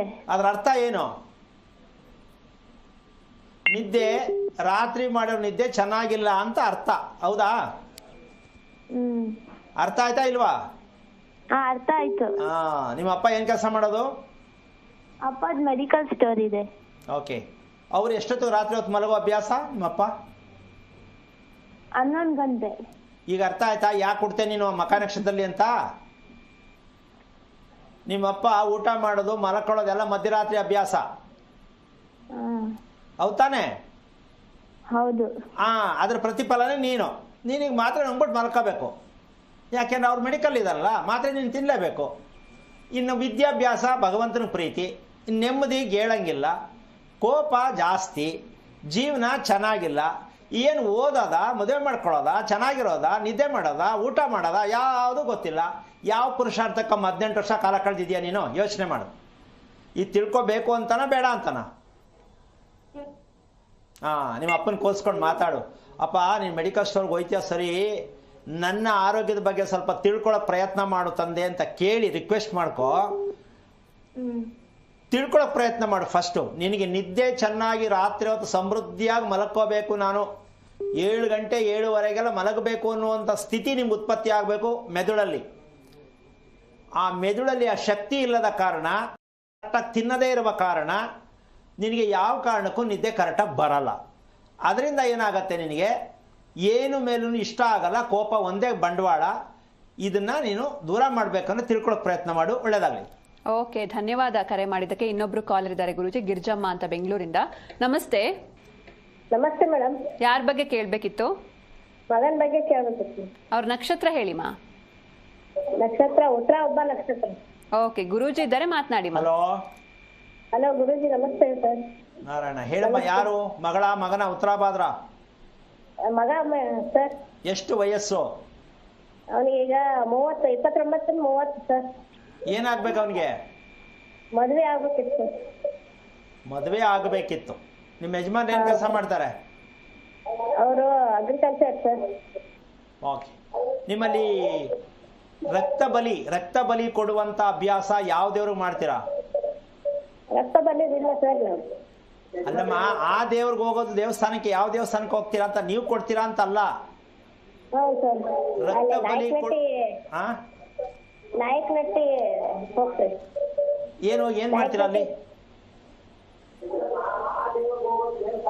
ಟಿವಿ ನೋಡ್ಕೊಂಡು ಮಾತಾಡಬೇಡಿ. ನಾಯಕನಟ್ಟಿ ದೇವಸ್ಥಾನಕ್ಕೆ ಹೋಗ್ತೇವೆ. ಟಿವಿ ನ್ಯೂಟ್ ಮಾಡಮ್ಮ. ನೀನು ಎರಡೂ ಜೊತೆ ಮಾಡಿದೆ ಹೆಂಗಮ್ಮ ಅದು? ಟಿವಿ ನ್ಯೂಟ್ ಮಾಡು. ಮ್ಯೂಟ್ ಮಾಡಿದೆ ಸರ್. ಓಕೆ. ಆ ದೇವಸ್ಥಾನಕ್ಕೆ ಹೋಗೋ ಉದ್ದೇಶ ಏನು? ಮನೆ ನಡ್ಕೊಂಡಿದೆ ಸರ್. ಅದು ದೇವರಿಗೆ ನಾವು. ನಿಮ್ಮ ಮನೆ ದೇವ್ರು ಯಾವುದು? ಇದನ್ನೇ ಸಿದ್ದಪ್ಪ ಸರ್. ಓಕೆ. ಮನೆ ಎಷ್ಟು ವರ್ಷದ್ದು? 1.5 ವರ್ಷ 2 ವರ್ಷ ಆಗ್ತಾ ಬಂತು. ಕಟ್ಸಿದ್ದಾ? ಅಲ್ಲ, ಕಟ್ಟಿದ್ ತಗೊಂಡಿದ್ವಿ ಸರ್. ಓಕೆ. ಮನೆ ಬಾಗಿಲಿಗೆ ಏನು ಕಟ್ಟಿದ್ರಾ? ಅದು ಯಾವ ದೇವಸ್ಥಾನ ಕಟ್ಟಿದ್ರಾ ಮನೆ ಬಾಗಿಲಲ್ಲಿ? ಉಜಿನಿ ಸಿದ್ದಪ್ಪಂದು ನಾಯಕನಟ್ಟಿದ್ದು ಕಟ್ಟಿದ್ವಿ. ಈಗ ಮನೆಗೆ ಬಾಗಿಲು ಕಟ್ಟಿದ ಮೇಲೆ ಆ ಮನೆಯಲ್ಲಿ ದೈವಶಕ್ತಿ ಐತೆ ಅಂತ ಅನ್ಕೊಂಡು ಮನೆ ತಗೊಂಡ್ರ ನೀವು? ಹೆಂಗ್ ತಗೊಂಡ್ರಿ ಹೇಳಿ? ಹೌದು, ದೈವಶಕ್ತಿ ಐತೆ ಅಂತ ತಗೊಂಡಿದ್ವಿ. ಮತ್ ಬಾಗಿಲಿಗೆ ಯಾಕೆ ಕಟ್ಟಬೇಕು? ದೈವಶಕ್ತಿ ಇದ್ಮೇಲೆ ಬಾಗಿಲಿಗೆ ಯಾಕೆ ಕಟ್ತೀರಾ? ವರ್ಷ ನಾವು ದೇವಸ್ಥಾನಕ್ಕೆ ಹೋಗ್ತಾವಲ್ರಿ. ಒಂದ್ ನಿಮಿಷ ಕೇಳಿಸ್ಕೊ ತಾಯಿ, ಒಂದ್ ನಿಮಿಷ ಕೇಳಿಸ್ಕೊ. ನಿಮ್ಮ ಮಗ ಉತ್ತರಾಭಾದ್ರ ನಕ್ಷತ್ರ ಮಗ ಮನೇಲಿರ್ಬೇಕಾದ್ರೆ ಬರೀ ನೀವು ಮನೆ ದೇವ್ರನ್ನ ಬಿಟ್ಟು ಆ ಸೈಡು ಈ ಸೈಡ್ಗೆ ಹೋಗಿ ದೇವ್ರುಗಳು ಮಾಡ್ಕೊಂಡು ಊರು ತುಂಬಾ ದೇವ್ರನ್ನೆಲ್ಲ ಕೈ ಮುಕ್ಕೊಂಡು ಮನೆ ಬಾಗಿಲು ಒಂದು ಕಟ್ಕೊಳ್ಳೋದು, ಬ್ಯಾಗಲ್ಲಿ ಒಂದು ಇಟ್ಕೊಳ್ಳೋದು, ಈ ಅಭ್ಯಾಸ ಇವತ್ತೊಂದಲ್ಲ. ನಿಮ್ಮ ತಂದೆ ಮನೆ, ನಿಮ್ಮ ಗಂಡನ ಮನೆ, ಅಪ್ಪನ ಮನೆ, ಅಲ್ಲಿಂದನೂ ಬಂದಿರತಕ್ಕಂಥದ್ದು. ಮನದೇವರಿಗೆ ಕೈ ಕೊಟ್ಟು ಸಿಕ್ಕ ದೇವರುಗಳಿಗೆ ಕೈ ಮುಗಿದಿರುವ ಕಾರಣ ನಿಮ್ಮ ಹೊಟ್ಟೆಯಲ್ಲಿ ಹುಟ್ಟಿರ್ತಕ್ಕಂಥ ಉತ್ತರಾಭಾದ್ರ ನಕ್ಷತ್ರ ದೇವರಿಗೆ ಮಾಟ ಮಂತ್ರ ಮಾಡ್ಕೊಂಡು ಬಂದಿದ್ದೀರಾ ಗೊತ್ತಿಲ್ಲದೆ. ದೇವರಿಗೆ ಮಾಟ ಮಂತ್ರ ಮಾಡಿರೋರಿಗೆ ಹೆಂಗ್ ಒಳ್ಳೇದಾಗತ್ತೆ? ಅಮ್ಮ, ನೀವು ಹೋಗೋದ್ ಪ್ರಶ್ನೆ ಅಲ್ಲ. ದೇವರು ಒಬ್ರು, ಸೂರ್ಯ ಒಬ್ಬ, ಮನೆಗೆ ಗಂಡ ಒಬ್ಬ, ಅಷ್ಟೇ ನೋಡ್ಬೇಕು. ನೀವು ಊರ್ ಸೀಮೆಲ್ಲ ದೇವರೆಲ್ಲ ಮಾಡ್ತಾ ಬಂದ್ರೆ ಹೆಂಗಾಗತ್ತದು? ಮನೆ ದೇವರಿಗೆ ಪ್ರಾಧಾನ್ಯತೆ ಕೊಟ್ಟಿಲ್ಲ ನೀವು. ಕರೆಕ್ಟಾಗಿ ಮನೆಯಲ್ಲಿ ದೀಪ ಉರಿಸೋದಾಗ್ಲಿ, ಧ್ಯಾನ ಮಾಡೋದಾಗ್ಲಿ, ಬೆಳಗ್ಗೆ ದೀಪ ಹೇಗ್ ಮಟ್ಟಕ್ಕೆ ಉರಿಬೇಕದು, ಸಂಜೆ ಏನ್ ಮಾಡ್ಬೇಕು, ಈ ಕ್ರಮ ಏನಾದ್ರು ಇದೆಯೇನಮ್ಮ ನಿಮ್ಮ ಮನೆಯಲ್ಲಿ? ಮಾಡ್ತೇವೆ ಸರ್. ಸಾಯಂಕಾಲ ದೀಪ ಹಚ್ತೇವೆ, ಬೆಳಗ್ಗೆ ಜಲ್ದಿ ಪೂಜೆ ಮಾಡ್ತೇವೆ ಸರ್. ಯಾರು ದೀಪ ಹಚ್ಚೋದು? ಸಾಯಂಕಾಲ ಸರ್. ಯಾರಮ್ಮ ಹಚ್ಚೋದು? ಯಾರು ದೀಪ ಹಚ್ಚೋದು? ನಾವೇ ಹಚ್ತೇವೆ ಸರ್. ಬೆಳಗ್ಗೆ ಇಲ್ಲ ಸಾಯಂಕಾಲ ಮಾತ್ರ ಹಚ್ಚೋದು? 2 ಹೊತ್ತು ಹಚ್ತೇವೆ ಸರ್. ಅದೇನು 2 ಟೈಮ್ ದೀಪ ಹಚ್ಬೋದಾ ಮನೇಲಿ? ಯಾವಾಗ ದೀಪ ಉರಿಬಾರ್ದಾ? ಉರಿಬೇಕು ಸರ್. ಮತ್ತೆ ಯಾಕೆ 2 ಟೈಮ್ ಯಾಕೆ ಹಚ್ಚೋದು? ದೀಪ ಸದಾ ಉರಿಬೇಕು. ನೀನ್ ಬೆಳಗ್ಗೆ ಒಂದ್ಸಲ ಹಚ್ಚಿಯ, ಸಾಯಂಕಾಲ ಏನ್ ಅರ್ಥ ಐತೆ ಅದರಲ್ಲಿ? ದೀಪ ಆರ್ಬೋದಾ ಮನೆಯಲ್ಲಿ? ಸ್ವಲ್ಪ ಯೋಚನೆ ಮಾಡು. ದೀಪ ಆರದ ಮೇಲೆ ದೀಪ ಹಚ್ಚಬಹುದಾ? ಆರಿದ ದೀಪ ಮತ್ತೆ ಹಚ್ಚಂಗಿಲ್ಲ, ಒಂದು ದಿನದಲ್ಲಿ 2 ಸಲ. ಇದನ್ನ ತಿಳ್ಕೊಂಡಿಲ್ವಲ್ಲ ತಾಯಿ. ಮದುವೆ ಮಾಡ್ಕೊಂಡು ಮಕ್ಕಳು ಬೆಳೆಸ್ಕೊಂಡಿದ್ದೀರಾ, ಮನೆಯಲ್ಲಿ ಕತ್ತಲು ಮಾಡ್ಕೊಂಡು ಕೂತಿದ್ದೀರಾ. ನೀವೇನಿದ್ರು ಅಲ್ಲಿ ಇಲ್ಲಿ ತಡೆ ಓಡಿಸೋದು, ಯಂತ್ರ ಕಟ್ಟಿಸ್ಕೊಳ್ಳೋದು, ದೇವಸ್ಥಾನಕ್ಕೆ ಹೋಗೋದು, ಕಾಯಿ ಮಂತ್ರಿಸೋದು, ಈ ಕೆಲಸದಲ್ಲೇ ಬಂದಿದ್ದೀರಾ. ಅದಕ್ಕೆ ನಿಮಗೆ ಈ ಬುದ್ಧಿ ಈ ರೀತಿಯಾಗಿ ಕರ್ಕೊಂಡು ಹೋಗುತ್ತೆ. ಅದಕ್ಕೋಸ್ಕರವಾಗಿ ನಿಮಗೆ ಯಾರೋ ಕಟ್ಟಿದ ಮನೆ ತಗೊಳ್ಳೋದು, ಯಾರೋ ಹೇಳೋದನ್ನು ಕೇಳೋದು, ಕಟ್ಟಿರೋ ಮನೆಯನ್ನು ತೆಗೆದುಕೊಳ್ಳೋದು ಮೊದಲನೇ ಅಪರಾಧ. ಯಾರೋ ಕಟ್ಟಿದ ಮನೆ ನೀನು ಹೆಂಗೆ ತಗೋತೀಯಮ್ಮ? ಯಾರಮ್ಮ ನಿನ್ಗೆ ಹೇಳಿ ತಗೋ ಅಂತ ಹೇಳಿ ಯೋಚನೆ ಮಾಡು. ಮನೆ ಬೇಡವಾ ಸ್ವಾಮಿ, ತಗೊಂಡವರು ಅನುಭವಿಸಿ. ಈಗ ಅದನ್ನ ರೆಡಿ ಮಾಡಬೇಕಾ? ಸರಿ ಇಲ್ಲ ಅಂದರೆ ಹೊಡೆದಾಕಕ್ಕಾಗತ್ತಾ? ನೋಡಿ ಎಷ್ಟು ಸಮಸ್ಯೆ ಆಗತ್ತೆ. ಶೆಡ್ ಕಟ್ಟಿಬಿಡಿ, ಗರಿ ಹಾಕೊಂಡು ಕಟ್ಟಿ, ಶೀಟ್ ಹಾಕೊಂಡು ಕಟ್ಟಿ. ಕಟ್ಟಿರೋ ಮನೆ ತಗೊಳ್ಳೋದು ಬೇಡ. ಕಟ್ಟಿರೋ ಮನೆ ಸುಮ್ಮನೆ ಯಾರು ಕೊಡಲ್ಲ. ಆ ಕರ್ಮವನ್ನು ಅನುಭವಿಸ ಇನ್ನೊಬ್ಬರು ಕೊಡೋದು. ಅಂತ ಮನೆ ನೀವು ತಗೊಂಡು ಹೆಂಗೆ ಉದ್ಧಾರ ಆಗ್ತೀರಾ? ಸ್ವಲ್ಪ ಯೋಚನೆ ಮಾಡು. ಅರ್ಥ ಆಯ್ತಿರಮ್ಮ? ಕಟ್ಟಿರೋ ಮನೆ ತಗೋಬೇಕಾದ್ರೆ ಕರೆಕ್ಟಾಗಿ ಅದಿರುತ್ತಾ ಮನೆ? ಕರೆಕ್ಟಾಗಿದ್ರೆ ನೀವು ಮನೆ ಕೊಡ್ತಿದ್ರ ಅವರು? ಇಲ್ಲ. ಮತ್ತೆ ಹೆಂಗ್ ತಗೊಂಡು ನೀವ್ ಹೆಂಗ್ ಸರ್ ಮಾಡ್ಕೋತೀರಾ? ಇದನ್ನ ಫಸ್ಟ್ ತಿಳ್ಕೊ. ಆ ಮನೆ ಬಗ್ಗೆ ಏನು ಅಮ್ಮ? ಓನಮ್ಮ, ಹೊಸ ಮನೆ ಆಗ್ಲಿ ಅವ್ರು ಕಟ್ಬಿಟ್ಟು ನಿಮ್ಗೆ ಯಾಕೆ ಕೊಟ್ರು? ಅತ್ತಾನೆ ಬೇಕಾಗಿರೋದು. ಸರಿನಮ್ಮ, ನಿನಗೆ ಆ ಮನೆ ಸೂಕ್ತ ಆಗಿದ್ಯಾ ಅಂತ ನೀನ್ ತಿಳ್ಕೊಂಡಿದ್ಯಾ? ಆ ಮನೆ ಅಳತೆ ನಿನ್ಗೆ ಹೊಂದಾಣಿಕೆ ಆಗತ್ತೆ ತಿಳ್ಕೊಂಡಿದ್ಯಾ? ತಿಳ್ಕೊಂಡಿದ್ದೀನಮ್ಮ. ಇಲ್ಲ ಸರ್. ಮತ್ತೆ ಅವ್ರ ಪ್ಲಾನ್ ಪ್ರಕಾರ ಮನೆ ಕಟ್ಟಿದ್ರು ನೀನು ತಗೊಂಡೆ, ಹೆಂಗದು? ಯಾರೋ ಮದುವೆ ಮಾಡ್ಕೊಂಡು ಇನ್ನೊಬ್ಬರ ಜೊತೆ ಸಂಸಾರ ಮಾಡೋಕ್ಕಾಗತ್ತಾ? ಅಲ್ವಲ್ಲ. ಫಸ್ಟು ಕರೆಕ್ಟಾಗಿ ತಿಳ್ಕೊಂಡು ಬದುಕೋದು ಕಲ್ತ್ಕೊಳ್ಳಿ. ಸುಮ್ಮನೆ ಎಲ್ಲ ಮಾಡಿಕೊಂಡು ದುಡ್ಡು ಕೊಟ್ಬಿಟ್ಟು ಅನಾವಶ್ಯಕವಾಗಿ ಕಾಲ ಕಳಿಬೇಡಿ. ಮೊದಲು ನಿಮ್ಮ ಮನೆ ನಿಮಗೆ ಹೊಂದಾಣಿಕೆ ಆಗತ್ತಾ ಮೊದಲು ತಿಳ್ಕೊ ತಾಯಿ, ಹೆದರ್ಕೊಳ್ಳೋದಲ್ಲ, ತಿಳ್ಕೊ. ಮನೆಯಲ್ಲಿ ಏನೇನು ಆಗಬೇಕೋ ಅದೇ ಆಗತ್ತೆ. ಮದುವೆ ಆಗಲಿಲ್ಲ, ಮದುವೆ ಆದಮೇಲೆ ಮಕ್ಕಳಾಗಲಿಲ್ಲ, ನೆಮ್ಮದಿ ಇಲ್ಲ, ಇವೆಲ್ಲ ಎಲ್ಲರೂ ಏನು ಕೇಳ್ತಾರೆ, ಇದೆಲ್ಲ ಮನೆಯಿಂದಲೇ ನಡೀತಕ್ಕಂಥದ್ದು. ಪ್ರತಿಯೊಬ್ಬರು ತಿಳ್ಕೊಳ್ಳಿ. ಒಳ್ಳೇದಾಗಲಿ. ಧನ್ಯವಾದ ಕರೆ ಮಾಡಿದ್ದಕ್ಕೆ. ವೀಕ್ಷಕರೇ, ನೀವು ಕೂಡ ಗುರುಗಳ ಹತ್ರ ಮಾತಾಡಬಹುದು. ಟಿವಿ ಓಕೆ, ಗುರೂಜಿ ಇದ್ದಾರೆ, ಮಾತನಾಡಿ. ಹಲೋ, ನಮಸ್ತೆ ಗುರುಜಿ. ನಾರಾಯಣ, ಹೇಳಿಪ್ಪ, ಏನಾಗಬೇಕಿತ್ತು? ಗುರುಜಿ, ನಮ್ಮ ನಕ್ಷತ್ರ ಬಗ್ಗೆ ಕೇಳ್ಬೇಕಾಗಿತ್ತು, ಏನಂತ. ಎಷ್ಟು ವಯಸ್ಸು? ಈ 30 ವರ್ಷ ಗುರುಜಿ. ಇವಾಗ ಮದುವೆ ಆಯ್ತಾ? ಇಲ್ಲ ಗುರುಜಿ, ಮದುವೆ ಆಗಿಲ್ಲ. ಯಾಕೆ? ಅದೇ ಗುರುಜಿ, ಹೆಣ್ಣು ಹುಡುಕ್ತಿ ಗುರುಜಿ, ಇಲ್ಲಿ ಏನು ಸಿಗ್ತಾ ಇಲ್ಲ. ಎಲ್ಲಿ ಸಿಗುತ್ತೆ ಹೆಣ್ಣು? ಎಲ್ಲಿ ಸಿಗಬಹುದು? ಸಿಗೋದ್ರಲ್ಲಿ ಹುಡುಕ್ತಾ ಇದ್ದೀವಿ ಗುರುಜಿ, ಎಲ್ಲಿ ಹುಡುಕೋದು ಅಂತ. ಅದೇ ಗುರುಜಿ ಕೇಳ್ತಾ ಇದ್ದೀವಿ, ಯಾರು ಇದು ಮಾಡ್ತಿಲ್ಲ. ರೈತರ ಮಗ ಅಂತ ಯಾರು ಕೊಡ್ತಿಲ್ಲ ಗುರುಜಿ ಹೆಣ್ಣು ಅಂತ. ಓಕೆ, ಏನು ಓದಿರೋದು? ಗುರುಜಿ ITI ಮಾಡ್ಕೊಂಡಿದ್ದೀನಿ ಗುರುಜಿ. ಇವಾಗ ವ್ಯವಸಾಯ ಮಾಡ್ತಿದ್ದೆ ಮನೆಗೆ. ಓಕೆ, ನಿಮ್ಮಪ್ಪ ಏನು ಮಾಡ್ತಾರೆ? ಗುರುಜಿ ಅಪ್ಪಾಜಿನ ವ್ಯವಸಾಯ ಮಾಡಿದವರು. ಓಕೆ, ಈಗ ಒಂದು ಏನು ತಪ್ಪಾಗಿದೆ ಅಂತ ನಾನು ಹೆಣ್ಣು ಕೊಡಲ್ಲ ಅಂದರೆ ನಾನು ರೈತ ಅದಕ್ಕೆ ಹೆಣ್ಣು ಕೊಡಲ್ಲ ಅಂತ ತಿಳ್ಕೊಂಡ್ರಲ್ಲ. ಗುರುಜಿ ಎಲ್ಲರೂ ಅದನ್ನೇ ಹೇಳ್ತಾರೆ ಗುರುಜಿ. ಮನೆ ಅಲ್ಲ, ಅವ್ರು ಹೇಳೋದು ಬಿಡು, ನೀನೇನು ತಿಳ್ಕೊಂಡಿದ್ಯಣ್ಣ? ನನಗೆ ಹೆಣ್ಣು ಯಾಕೆ ಸಿಗ್ತಿಲ್ಲ, ಯಾರು ಯಾಕೆ ಒಪ್ತಿಲ್ಲ, ಯಾರು ನನಗೆ ಲವ್ ಯಾಕೆ ಮಾಡ್ತಾ ಇಲ್ಲ, ಅಥವಾ ನಾನು ಹುಡುಕಿದ್ದು ಯಾಕೆ ಸಿಗ್ತಾ ಇಲ್ಲ, ಈ ಪ್ರಶ್ನೆಗೆ ಉತ್ತರ ಬೇಕಲ್ವಾ? ಅದೇ ಬೇಕು ಗುರುಜಿ. ಅದೇ ಯಾಕೆ ಅಂತ ಯಾಕೆ ತಿಳ್ಕೊಳ್ಳಿಲ್ಲ ನೀನು? 30 ವರ್ಷನಾ? ಗುರುಜಿ 30 ವರ್ಷ. 30 ವರ್ಷ ಆದ್ರೂ ಲೆಕ್ಕ ನೋಡಿದ್ರೆ 19-20 ಆಯ್ತಿದ್ದಂಗೆನೆ ಕ್ಯೂ ನಿಂತ್ಕೋಬೇಕು ಹುಡುಗಿರು, ನಾನು ಮಾಡ್ಕೊತೀನಿ ಅಂತ. ಆ ರೇಂಜ್ಗಿಲ್ಲ ಅಂದರೆ ಬೆಳೆದ ಪ್ರಯೋಜನನೇ ಇಲ್ಲ. ಡಿಮ್ಯಾಂಡ್ ಇರಬೇಕು ಗಂಡು ಹುಡುಗ ಅಂದರೆ. ಅದೇ ಗುರುಜಿ. ಅದೇ ಯಾಕಾಗಿಲ್ಲ? ಕಾರಣ ಏನು ತಪ್ಪಿರ್ಬೋದು? ಅದೇ ಗುರುಜಿ ಗೊತ್ತಾಗ್ತದೆ. ಅದಕ್ಕೆ ಫಾರ್ಮ್ ಮಾಡಿ ಗುರುಜಿ, ತಿಳ್ಕೊಳಕ್ಕೋಸ್ಕರ. ಓಕೆ, ನಿನಗೆ ಕಣ್ಣಲ್ಲಿ ಉರಿ ಬರುತ್ತಾ, ನವೆ ಬರುತ್ತಾ, ನೀರು ಬರುತ್ತಾ, ಏನು ಬರುತ್ತೆ? ಕಣ್ಣು ಉರೇ ಬರಲ್ಲ ಗುರುಜಿ, ಏನು ಬರಲ್ಲ. ಅಲ್ಲ, ಬೆಳಗ್ಗೆ ಅಥವಾ ನಿದ್ದೆಯಿಂದ ಎದ್ದಾಗ ಕಣ್ಣು ಹಿಂಗೆ ಕೈ ಹಾಕಿ ಹಿಂಗೆ ಇದು ಮಾಡ್ಕೊಳ್ಳೋದು, ನವೆ ಬಂದಂಗೆ ಆಗೋದು ಯಾವಾಗಾದ್ರೂ ಒಂದ್ಸಲ, ಅದೇ ಉಸ್ತಾ ಇರ್ಬೇಕಂತಲ್ಲ. ಬರುತ್ತೆ ಗುರುತು ಒಂದ್ಸಲ ಬರುತ್ತೆ ಒಂದ್ಸಲ. ಇದೊಂದನ್ನು ತಿಳ್ಕೊಂಡಿದ್ರೆ ಸಾಕಾಗಿತ್ತು. ಏನು ಅದು ಅಂದರೆ ಅದೇನಿದು, ಹೆಣ್ಣಿಗೂ ಕಣ್ಣುಜ್ಜಕ್ಕೂ ಏನು ಸಂಬಂಧ ಅನ್ಸುತ್ತಲ್ಲಮ್ಮ? ಅಲ್ವಾ? ಈ ಕಣ್ಣು ಅಂತಕ್ಕಂತಹ ವಿಚಾರ ಇದೆಯಲ್ಲ, ಮನುಷ್ಯನ ದೇಹದ ಕ್ಯಾಮ್ರಾ. ಅರ್ಥ ಆಗ್ತಿದ್ಯಾ? ಕಣ್ಣೇನು? ಮನುಷ್ಯನ ದೇಹದ ಕ್ಯಾಮ್ರಾ. ಏನದು ಕ್ಯಾಮ್ರಾ ಅಂದ್ರೆ, ಒಳಗಡೆ ಏನೆಲ್ಲ ಡ್ಯಾಮೇಜ್ ಆಗಿದೆ ತಿಳ್ಕೋ ಅಂತ ಕ್ಯಾಮ್ರಾ ತೋರಿಸ್ತಾ ಇದೆ, ನಾವು ತಿಳ್ಕೊತಾ ಇಲ್ಲ. ನಿನ್ನ ದೇಹದ ಒಳಗಡೆ ಏನೆಲ್ಲ ಡ್ಯಾಮೇಜ್ ಇದೆ ತಿಳ್ಕೋ. ಏನ್ ಡ್ಯಾಮೇಜು? ಸುಸ್ತಿನ ಡ್ಯಾಮೇಜು, ಶಕ್ತಿ ಕಡಿಮೆ, ಇದು ಡ್ಯಾಮೇಜು. ಯಾವುದಕ್ಕೆ? ಮೆದುಳಿನಲ್ಲಿ ಶಕ್ತಿ ಕಡಿಮೆ. ಒಂದ್ ನಿಮಿಷ ಕೇಳಿಸ್ಕ, ಪ್ರಾರ್ಥನೆ ಮಾಡೋದು ಏನ್ ಮಾಡೋದು ಅಂದ್ರೆ ಏನ್ ಮಾಡಕ್ಕಾಗತ್ತೆ? ಆರಿಸ್ ಕುಡಿ ಅಂತ ಹೇಳ ನಾನು, ಅದು ಹಂಗಾಗಲ್ಲ. ಇಲ್ಲಿ ನಿಮ್ಮಮ್ಮ ಊಟ ಮಾಡೋದು, ಮಲಕ್ಕೊಳ್ಳೋ ಸಿಸ್ಟಮ್ ಚೆನ್ನಾಗಿದೆ ಅಂತೀಯಾ ನೀನು? ಇಲ್ಲ ಗುರುಜಿ, ಲೇಟ್ ಊಟ ಮಾಡ್ತೀವಿ, ಲೇಟ್ ಮಾಡ್ಕೊಂತೀವಿ. ಆ ಕರ್ಮದ ಫಲವೇ ನೀನು ಹುಟ್ಟಿರೋದು. ಅದು ನಿಮ್ಮ ಅಮ್ಮನ ಹೊಟ್ಟೆಲಿ ಇರಬೇಕಾದ್ರೆ ನಿಮ್ಮ ಅಮ್ಮನ ಮಿಷನ್ ಹಂಗೆ ಕೆಟ್ಟಿದೆ. ಆ ಮಿಷನ್ ನೀನೊಂದು ಮಿಷನ್ನು, ನೀನು ಕೆಟ್ಟಿದೀಯಾ. ಹುಡುಗಿ ಮದುವೆ ಮಾಡ್ಕೊಂಡ್ರು ಅವಳು ಜಾಸ್ತಿ ದಿನ ಇರ್ತಾಳ ಅನ್ನೋದು ಡೌಟ್. ಉತ್ತರಾಷಾಢ ನಕ್ಷತ್ರಕ್ಕೆ ಜಾಸ್ತಿ ದಿನ ಇರ್ತಾಳ? ಒಂದು ಎಂಗೇಜ್ಮೆಂಟ್ ಹತ್ರಕ್ಕೆ ಆಗಿ ಎಂಗೇಜ್ಮೆಂಟ್ ಕಟ್ಟಾಗ್ಬೋದು, ಅಥವಾ ಎಂಗೇಜ್ಮೆಂಟ್ ಆಗಿ ಮದುವೆ ಕಟ್ಟಾಗ್ಬೋದು, ಅಥವಾ ಮದುವೆ ಮಾಡ್ಕೊಂಡ ಮೇಲೆ ಗಂಡ ಹೆಂಡತಿ ದೂರ ಆಗ್ಬೋದು.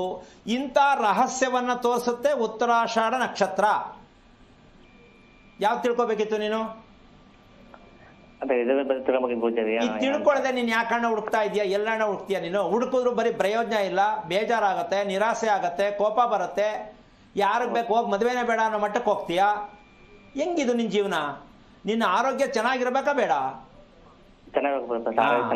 ನೋಡು, ಪ್ರತಿ ಕ್ಷಣದಲ್ಲೂ ಮೆದುಳು ಎಲ್ಲೆಲ್ಲೋ ವರ್ಕ್ ಮಾಡತ್ತೆ, ಬೇಜಾರಾಗತ್ತೆ, ಕೋಪ ಬರುತ್ತೆ, ಆವೇಶ ಬರುತ್ತೆ, ಮತ್ತೆ ಕೊನೆ ಸಲ ಅಳುನೂ ಬರುತ್ತೆ. ನಾನು ಏನಕ್ಕೆ ತಪ್ಪು ಮಾಡಿದ್ದೀನಿ, ನಾನು ಈತ ಅನುಭವಿಸ್ತಾ ಇದ್ದೀನಿ ಅಂತ. ಜೀವನ ಪರ್ಯಂತ ದೇಹದಲ್ಲಿ ಶಕ್ತಿ ಇಲ್ಲದ ಕಾರಣ ಕಣ್ಣಿನಲ್ಲಿ ಗುರುತನ್ನ ತೋರಿಸುತ್ತೆ. ಮೆದುಳಲ್ಲಿ ಶಕ್ತಿ ಇಲ್ಲ, ನಿದ್ದೆ ಕ್ವಾಲಿಟಿ ಚೆನ್ನಾಗಿಲ್ಲ, ಊಟದ ಕ್ವಾಲಿಟಿ ಚೆನ್ನಾಗಿಲ್ಲ ಅಂದ ಮೇಲೆ ಮದುವೆ ಯಾಕೆ ಬೇಕು? ಹೆಸರು ಬಲ ಹುಡ್ಕೊಂಡು ಮದುವೆ ಹುಡ್ಕೋದಲ್ಲ, ದೇವ್ರಿಗೆ ಅರಕೆ ಕಟ್ಕೊಂಡು ಹೆಣ್ಣು ಹುಡ್ಕೋದಲ್ಲ, ಗಂಡು ಹುಡ್ಕೋದಲ್ಲ. ನಿಮ್ಮ ದೇಹದಲ್ಲಿ ಇರ್ತಕ್ಕಂತಹ ವಿಚಾರಗಳು ಶಕ್ತಿಯನ್ನ ರೂಪಿಸ್ಕೊಂಡು ಶಕ್ತಿವಂತರಾಗಿದ್ದಾಗ ನೆಮ್ಮದಿ ಸಿಕ್ಕತ್ತೆ, ಖುಷಿಯಾಗಿರ್ತೀರ, ಸಂತೋಷ ಆಗಿರ್ತೀರ.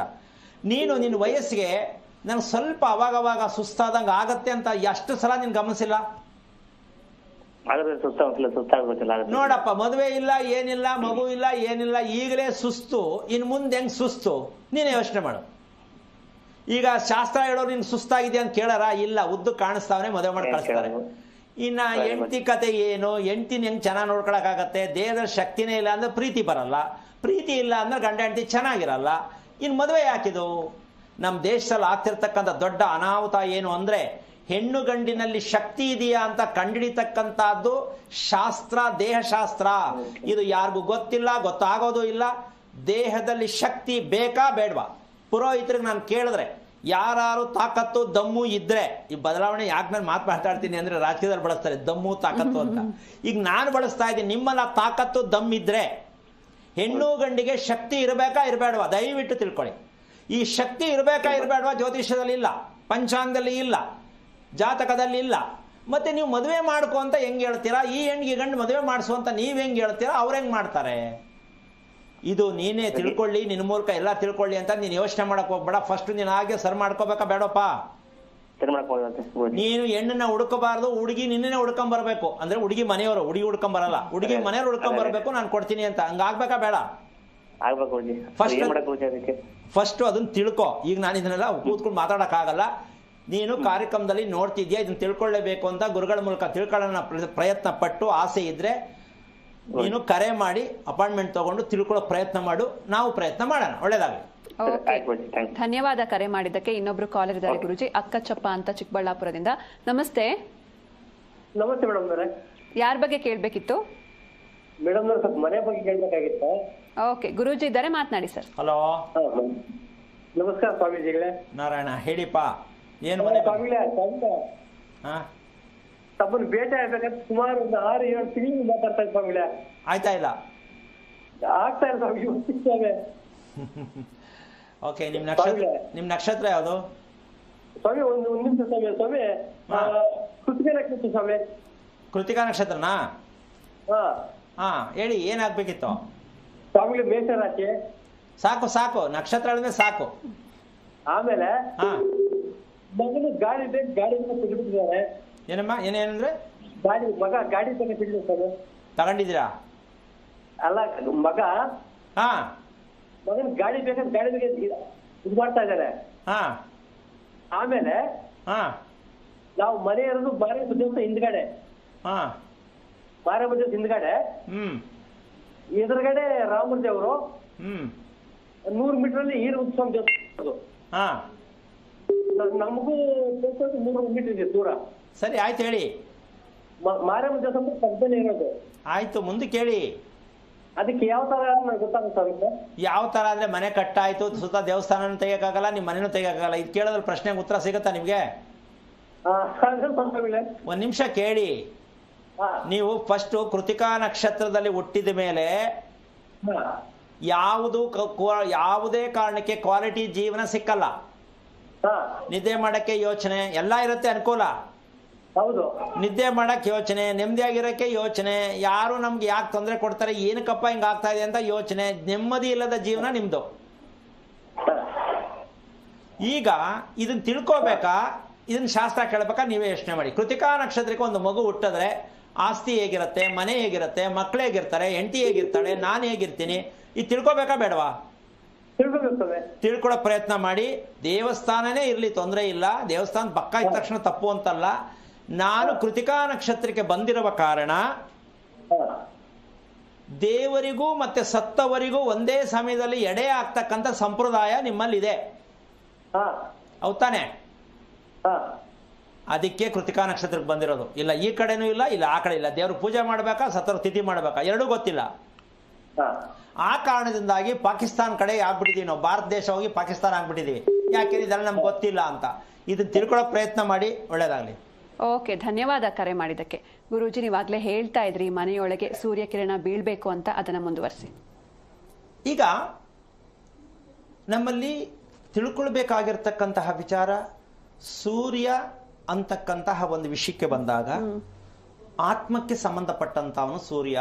ನಮ್ಮ ಆತ್ಮ ಅಂತ ಏನಿದೆ ಅದಕ್ಕೆ ಪೂರ್ಣ ಕಾರಕನಾಗಿರುತ್ತೆ, ಆತ್ಮಕ್ಕೆ ಕಾರಕನಾಗಿರ್ತಕ್ಕಂಥ ಸೂರ್ಯ. ಈಗ ನಾವು ಒಂದು ವಿಚಾರವನ್ನ ಸಾಕಷ್ಟು ಸಲ ಹೇಳ್ತಿರ್ತೀವಿ, ಕೇಳ್ತಿರ್ತೀವಿ. ಏನು? ಸೂರ್ಯ ಪ್ರಪಂಚದ ಎಲ್ಲಾ ಭಾಗದಲ್ಲೂ ತನ್ನ ದೃಷ್ಟಿ ಇಟ್ಟಿರ್ತಾನೆ ಅಂತಕ್ಕಂಥ ಒಂದು ವಿಚಾರ ಗೊತ್ತಿದೆ. ಅದೇ ರೀತಿ ಮನೆಗೆ ಸೂರ್ಯ ಯಾರು? ಮನೆ ಯಜಮಾನ, ಹೌದಾ? ಕುಟುಂಬಕ್ಕೆಲ್ಲ ಯಜಮಾನ ಅವನ್ ಸೂರ್ಯ. ಕುಟುಂಬಕ್ಕೆ ಸೂರ್ಯ ಮನೆ ಯಜಮಾನ. ಈಗ ಮನೆಯ ಕುಟುಂಬದವರನ್ನ ಆರೋಗ್ಯದಿಂದಿರುವಂಗೆ ನೆಮ್ಮದಿಯಾಗಿರುವಕ್ಕೆ ನೋಡ್ಕೊಳ್ಬೇಕಾದ ಧರ್ಮ ಯಾರ್ದು? ಯಜಮಾನ. ಈಗ ಎಲ್ಲಿ ಯಾರ ಮನೆಯಲ್ಲಿ ಮಕ್ಕಳಿಗೆ ಸಮಸ್ಯೆ ಇಲ್ಲ, ಹೆಂಡತಿಗೆ ಸಮಸ್ಯೆ ಇಲ್ಲ ಅಂತ ಇರತಕ್ಕಂಥ ಮನೆ ಯಾವ್ದಿದೆ ಅಂತ ಕೇಳಿದ್ರೆ ಯಾವ್ದಾರು ಸಿಕ್ಬೋದಾ? ಇಲ್ಲ ಗುರೂಜಿ. ಅಂದ ಮೇಲೆ ಇದಕ್ಕೆ ನಿಜವಾದ ಹೆಸರು ಪಿತೃ ಋಣ. ನಾವು ಶ್ರೀರಂಗಪಟ್ಟಣದಲ್ಲಿ ಹೋಗಿ, ಕಾಶಿಗೆ ಹೋಗಿ, ಶ್ರೀರಂಗಕ್ಕೆ ಹೋಗಿ ನಾವು ಪಿತೃ ಕಾರ್ಯವನ್ನು ಮಾಡ್ಕೊಂಡು ಬರ್ತಿದ್ದೀವಿ ಅಂತ ಮಾಡ್ತಾನೇ ಇದ್ದಾರೆ, ಅವ್ರು ಹೇಳ್ತಾನೇ ಇದ್ದಾರೆ. ಆದರೂ ಪಿತೃಋಣ ತೀರಿಲ್ವಲ್ಲ ಸ್ವಾಮಿ, ಎಷ್ಟು ಸಲ ಮಾಡೋದು? ಎಲ್ಲ ಕಡೆ ಹೋಗಿ ಮಾಡಾಯ್ತು. ಎಷ್ಟೋ ಜನ ಪ್ರಶ್ನೆ ಇದೆ ಇದು. ಎಲ್ಲೆಲ್ಲಿ ಹೇಳಿದ್ರು ಅಲ್ಲೆಲ್ಲ ಹೋಗಿ ಬಂದ ಸ್ವಾಮಿ, ಎಲ್ಲ ಕಡೆ ಮಾಡಿದೀವಿ ಸ್ವಾಮಿ, ಪ್ರತಿ ವರ್ಷನೂ ಮಾಡ್ತೀವಿ ಸ್ವಾಮಿ, ಶ್ರೀರಂಗಪಟ್ಟಣಕ್ಕೆ ಹೋಗ್ತೀವಿ ಸ್ವಾಮಿ, ಎಲ್ಲ ಮಾಡ್ತೀವಿ ಸ್ವಾಮಿ, ಒಳ್ಳೇದಾಗಿಲ್ಲ. ಯಾಕೆ ಅಂದರೆ ಅದು ನಿಜವಾದ ಪಿತೃಋಣ ಯಾವುದು ಅಂದರೆ ನಿಮ್ಮ ಮನೆಯಲ್ಲಿರುವಂಥ ಕುಟುಂಬದವರು ಆರೋಗ್ಯವಾಗಿದ್ದಾರಾ? ಆರೋಗ್ಯ ಇದ್ದರೆ ಮಾತ್ರ ನಿಮ್ಮ ಋಣ ತೀರಿದೆ. ನಿಮಗೆ ಮಕ್ಕಳು ಹೆಂಡತಿ ಬೇಕು ಅಂತ ಅವ್ರನ್ನ ಚೆನ್ನಾಗಿ ನೋಡಿಕೊಂಡಿಲ್ಲ, ಅವ್ರ ಆರೋಗ್ಯ ಚೆನ್ನಾಗಿಲ್ಲ ಅಂದರೆ ನೀವು ಚೆನ್ನಾಗಿಲ್ಲ. ಅಂದ ಮೇಲೆ ನೀವು ಹಂಗೇ ಒಂದಿನ ಗೊಟಕ್ಕಂತೀರ, ಹೌದಲ್ಲಮ್ಮ? ಏನೋ ಒಂದು ರಾಮಾಯಣದಿಂದ ಸಾಯ್ತಾರೆ, ಸತ್ತ ಮೇಲೆ ಅದು ಎಲ್ಲಿಗೆ ಬರುತ್ತೆ? ಕುಟುಂಬಕ್ಕೆ ಬರುತ್ತೆ. ನೆಕ್ಸ್ಟ್ ಏನು? ಅದೇನೆ. ಅಂದರೆ ನಾವು ಪಿತೃಋಣವನ್ನು ಮುಗಿಸ್ತಾ ಇದ್ದೀವಿ, ಪಿತೃಋಣ ಕಾರ್ಯಕ್ರಮ ಮಾಡ್ತಾ ಇದ್ದೀವಿ ಅಂತೀವಿ. ಅಲ್ಲ. ಯಾರ ಮನೆಯಲ್ಲಿ ಮಕ್ಕಳು ಸಕಾಲದಲ್ಲಿ ಮದುವೆ ಆಗಲಿಲ್ಲವೋ, ಯಾರ ಮಕ್ಕಳಿಗೆ ಮನೆಯಲ್ಲಿ ಸಕಾಲವಾಗಿ ಮದುವೆ ಮಕ್ಕಳು ಆಗಲಿಲ್ಲವೋ, ಯಾರಿಗೆ ನೆಮ್ಮದಿ ಇಲ್ಲವೋ ಅವರಿಗೆ ಯಾವ ಕಾರಣಕ್ಕೂ ಪಿತೃ ಕಾರ್ಯವನ್ನು ನೀವು ಅಲ್ಲೇ ಅಲ್ಲ ಪ್ರತಿದಿನ ಮಾಡಿದ್ರು. ಎಷ್ಟೋ ಜನ ಮಾಡ್ತಾರೆ. ಅಮಾವಾಸ್ಯೆಯಲ್ಲಿ ಒಂದ್ಸಲ ಸ್ವಾಮಿ, ಗೌರಿ ಹಬ್ಬದಲ್ಲಿ ಒಂದ್ಸಲ ಸ್ವಾಮಿ, ಉಪವಾಸದಲ್ಲಿ ಹಬ್ಬ ಮಾಡ್ತಾನೆ ಇರ್ತಾರೆ.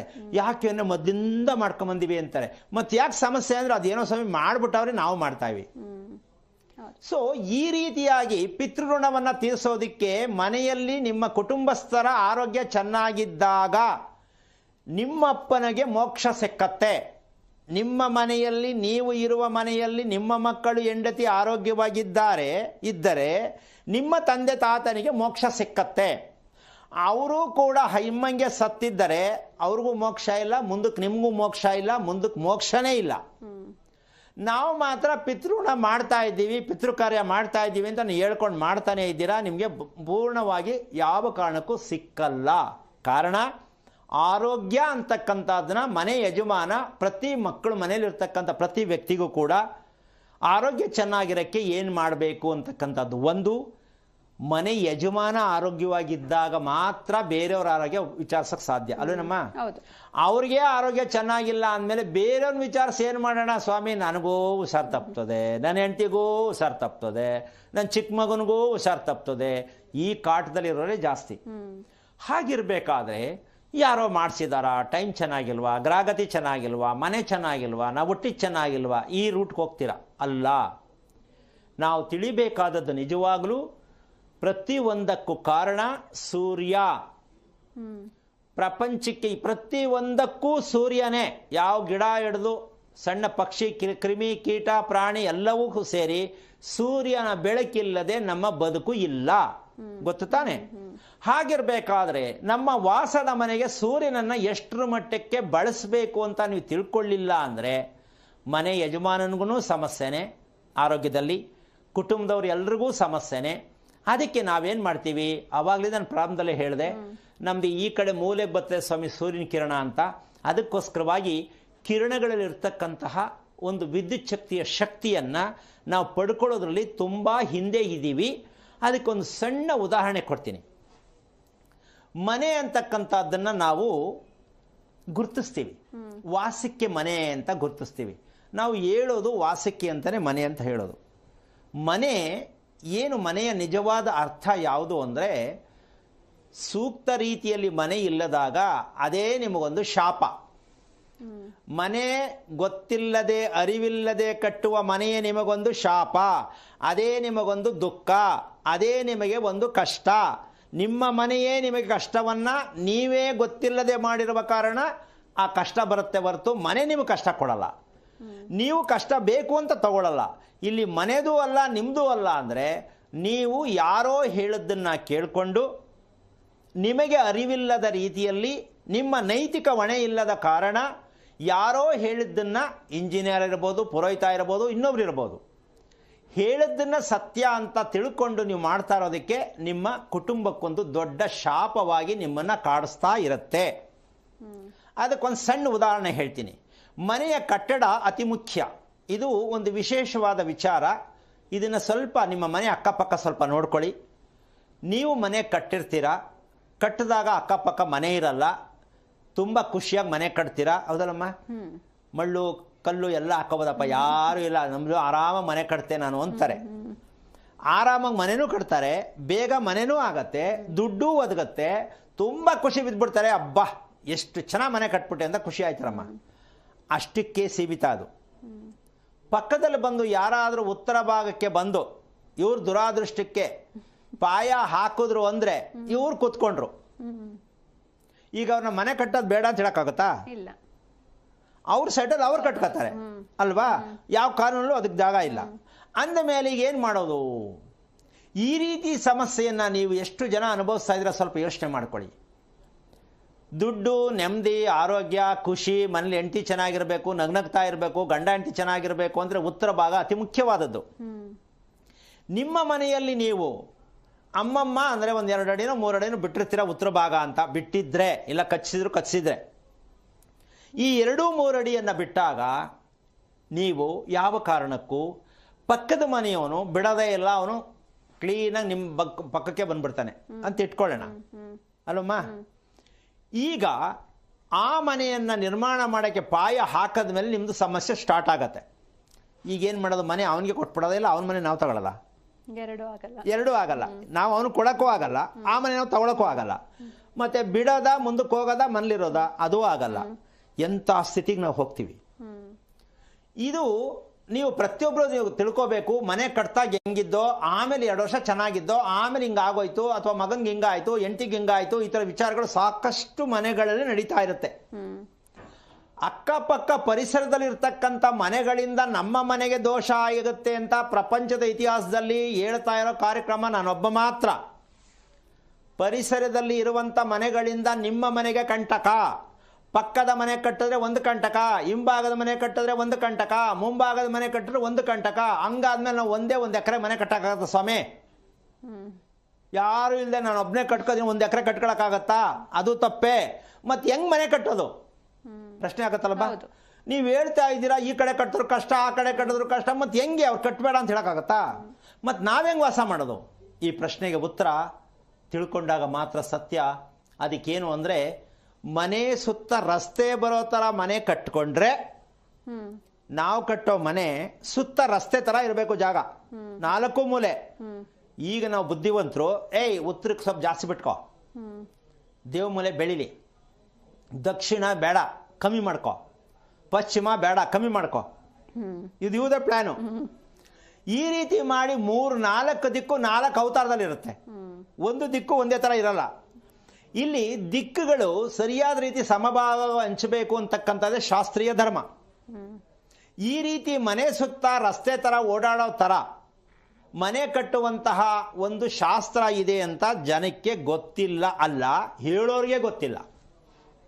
ಮನೆ ಸುತ್ತ ರಸ್ತೆ ಇರೋ ರೀತಿಯಲ್ಲಿ ನಮ್ಮ ಸೈಟಲ್ಲೇ ರಸ್ತೆ ಥರ ಮಾಡಿಕೊಂಡು ಅದ್ರ ಮಧ್ಯದಲ್ಲಿ ಮನೆ ಇರಿಸಿದಾಗ ಅಕ್ಕಪಕ್ಕದವರು ಹಿಂದ್ಗಡೆನಾರು ಕಟ್ಟಲಿ, ಮುಂದ್ಗಡೆನಾರು ಕಟ್ಟಲಿ, ಪಕ್ಕದಲ್ಲಾರು ಕಟ್ಟಲಿ, ನಮ್ಮ ಮನೆಗೆ ಸಮಸ್ಯೆ ಬರಲ್ಲ. ನಮ್ಮ ಕಟ್ಟಡಕ್ಕೆ ಸುತ್ತ ಸೂರ್ಯನ ಕಿರಣಗಳು ನಮ್ಮ ಕಟ್ಟಡದ ಮೇಲೆ ಬೀಳುತ್ತೆ. ಹೌದು. ನಮ್ಮ ದೇಹಕ್ಕೆ ಬೀಳುವಂತ ಕಿರಣ, ನಮ್ಮ ಕಟ್ಟಡಕ್ಕೆ ಬೀಳುವಂತ ಕಿರಣ ರಾತ್ರಿ ಹೊತ್ತು ನಮ್ಮ ಸುತ್ತ ಇರತಕ್ಕಂಥ ಜಾಗದಲ್ಲಿರ್ತಕ್ಕಂತಹ ಗಾಳಿ, ಬೆಳಕು, ಶಾಖ ನಮ್ಮ ಮನೆಯ ಕಿಟಕಿ ಮೂಲಕ ಪ್ರವೇಶ ಮಾಡುತ್ತೆ. ಬೆಳಿಗ್ಗೆ ಎಲ್ಲ ಶೇಖರಣೆ ಮಾಡ್ಕೊಂಡಿರುತ್ತೆ, ರಾತ್ರಿ ನಿಮಗೆ ಅಪ್ಲೈ ಮಾಡ್ತಾ ಕೊಡ್ತಾ ಹೋಗುತ್ತೆ. ಜಾಗ ಇದ್ದರೆ ಎಷ್ಟು ಜನಕ್ಕೆ ಜಾಗ ಮನೆ ಸುತ್ತ ಬಿಟ್ಕೊಂಡಿದ್ದೀರಾ ನೋಡಿ. ನೀವು ಮಗಳಿಗೆ ಮದುವೆ ಆಯ್ತಾ ಇಲ್ಲ ನೋಡಿ, ಮಗನಿಗೆ ಮದುವೆ ಆಯ್ತಾ ಇಲ್ಲ ನೋಡಿ, ಮದುವೆ ಮಾಡಿದೆ ಗಂಡ ಹೆಂಡತಿ ಚೆನ್ನಾಗಿಲ್ಲ ನೋಡಿ ಅಂತ ಶಾಸ್ತ್ರ ಕೇಳೋದ್ರಲ್ಲೇ ನಮ್ಮ ದೇಶ ಇದ್ದೀರಿ ಹೊತ್ತು ನಮ್ಮ ಕುಟುಂಬಕ್ಕೋಸ್ಕರವಾಗಿ ಭಗವಂತ ವಾಸ ಮಾಡ್ತಕ್ಕಂತಹ ಮನೆಯನ್ನು ಕಟ್ಟಬೇಕಾದ್ರೆ ಮನೆ ಸುತ್ತ ರಸ್ತೆ ಬಿಟ್ಟು ಮನೆಯನ್ನು ಕಟ್ಟಲೇಬೇಕು ಅಂತಕ್ಕಂಥದ್ದು ಕೇಳೋಕ್ಕೂ ಭಯ ಆಗತ್ತೆ. ಭಯ ಪಡೋದಲ್ಲ, ಹಾಗಂತ ಮನೆ ಕಟ್ಟಬೇಕಂದ್ರೆ ಮನೆ ಇಲ್ಲ ಅಂತ ಮನೆ ಕಟ್ಟೋದಲ್ಲ, ಹೆಣ್ಣು ಕೊಡಲಿ ಅಂತ ಮನೆ ಕಟ್ಟೋದಲ್ಲ, 4 ಜನ ನೋಡಲಿ ಅಂತ ಮನೆ ಕಟ್ಟೋದಲ್ಲ, ನಾನು ಮನೆ ಕಟ್ತೆ ಅಂತ ಅನ್ನಿಸ್ಕೊಳ್ಳೋಕೆ ಮನೆ ಕಟ್ಟೋದಲ್ಲ. ಆ ಮನೆ ನಿಮಗೆ ಆರೋಗ್ಯವಾಗಿರ್ತಕ್ಕಂತಹ ನಿಲಯ ಆಗಬೇಕು. ಅಂದರೆ ಭಗವಂತ ಅಂತಕ್ಕಂಥದ್ದು ನಮ್ಮ ದೇಹ ಭಗವಂತನ, ನಮ್ಮ ದೇಹವನ್ನು ಅಂದರೆ ಮನೆ ಮಾಡ್ಕೊಳ್ತಾನಂತೆ ಭಗವಂತ. ನಮ್ಮ ದೇಹವನ್ನು ಮನೆ ಮಾಡಿಕೊಂಡು ವಾಸ ಮಾಡ್ತಾರಂತೆ. ಭಗವಂತನ ಮನೆ ನಾವು ಕಟ್ಟುವ ಮನೆ ನಾವು ಇಲ್ಲ, ಭಗವಂತನೂ ಇಲ್ಲ. ಹೌದು. ಸ್ವಲ್ಪ ಯೋಚನೆ ಮಾಡಮ್ಮ. ಭಗವಂತ ಕಟ್ಟಿದ ಮನೆ ನಮ್ಮ ದೇಹ. ನಾವು ಬದುಕಿದ್ದೀವಿ, ಬದುಕ್ತಾ ಇದ್ದೀವಿ, ಗೊತ್ತಿಲ್ಲದೆ ಅನುಭವಿಸ್ತಾ ಇದ್ದೀವಿ, ಅದು ನಾವು ಹೊಣೆ. ಆದರೆ ಭಗವಂತನ ಮನೆ ಎಷ್ಟು ಗಟ್ಟಿಮುಟ್ಟಿಯಾಗಿ ಕಟ್ಟಿದ್ದಾರೆ ನೋಡು ಭಗವಂತ. ನಾವು ಒಂದ್ ಕೈ ಉದ್ದ ಅಂದ್ರೆ ಒಂದ್ ಕಡೆ ಬಾಲ್ಕನಿ 3 ಅಡಿ, ಒಂದ್ ಕಡೆ ಬಾಲ್ಕನಿ 4 ಅಡಿ, ಒಂದ್ ಕಡೆ ಕಿಟಕಿನೇ ಇಲ್ಲ, ಒಂದ್ ಕಡೆ ಸಜ್ಜನೇ ಇಲ್ಲ. ಈ ತರ ನಮ್ಮ ಅನುಕೂಲಕ್ಕೆ ತಕ್ಕಂತೆ ಮನೆಯನ್ನ ಕಟ್ಟಿಕೊಂಡು ಎಲ್ಲಾ ರೀತಿಯಲ್ಲಿ ಸಮಸ್ಯೆಯನ್ನ ಇವತ್ತಿನ ಕಾಲದಲ್ಲಿ ಒಂದು ದೊಡ್ಡ ಸಮಸ್ಯೆ ಏನು ಗೊತ್ತೇನಮ್ಮ, ನಮಗೆ ಗೊತ್ತಿಲ್ಲದೆ ಇರತಕ್ಕಂಥ ರೀತಿಯಲ್ಲಿ ಭುಜ, ಬೆನ್ನು, ಸೊಂಟ ಯಾರಿಗಮ್ಮ ನೋವಿಲ್ಲ? ಎಲ್ರಿಗೂ ಇದೆ ಅಲ್ವಾ? ಈ ಭುಜ ನೋವು ಬಂದಿದೆ ಅಂತ ನಿಮ್ಮ ಮನೆಯ ಬಾಲ್ಕನಿಯೇ ಇದಕ್ಕೆ ಕಾರಣ. ಹಂಗ ಬಾಲ್ಕನಿ ಮಡಗಬಾರ್ದಾ? ಮಡಗಿ. ಸೈಟ್ ಯಾವುದು? ಬಾಲ್ಕನಿ ಹಾಕಬೇಕಾ ಬೇಡವಾ? ಇದನ್ನ ಗಮನಿಸಿದಾಗ ನಿಮ್ಮ ಭುಜ ಯಾವಾಗ ನಿಮಗೆ ರಿಪೇರಿ ಕೊಡ್ತಾ ಇದೆ ಅಂದರೆ ಕುತ್ತಿಗೆ, ಭುಜ, ಬೆನ್ನು, ಸೊಂಟ. ಇದು ಯಾರಿಗೆ ಮಕ್ಕಳಿಂದ ಆದಿಯ ಎಲ್ರಿಗೂ ಕಾಡಿಸ್ತಾ ಇರ್ತಕ್ಕಂಥ ದೊಡ್ಡ ಮಹಾಮಾರಿ ರೋಗ ಆಗಿದೆ ಅಂದರೆ ನಾವೇ ಬರ್ಸ್ಕೊಂಡಿರೋದು. ಅದಕ್ಕೋಸ್ಕರವಾಗಿ ನಮ್ಮ ಭುಜದಲ್ಲಿ ಮೈ ನೋವು ಬರ್ತಾ ಇದೆ ಅಂತ ಮೈ ಮುರಿಯೋದು, ಮಲ್ಕೊಂಡಾಗ ಮೈ ಮುರಿತಾರೆ ನೋಡ್ಬೇಕು, ಕೆಲವರು ಎದ್ದಾಗ ಮೈ ಮುರಿತಾರೆ ನೋಡಬೇಕು, ಎದುರಿಕೆ ಆಗುತ್ತೋ ಅಷ್ಟೊಂದು ಲಟ್ಕ ಪಟ್ಕ ಎಲ್ಲ ಮುರಿದು ಬಿಡ್ತಾರೆ. ಆದರೆ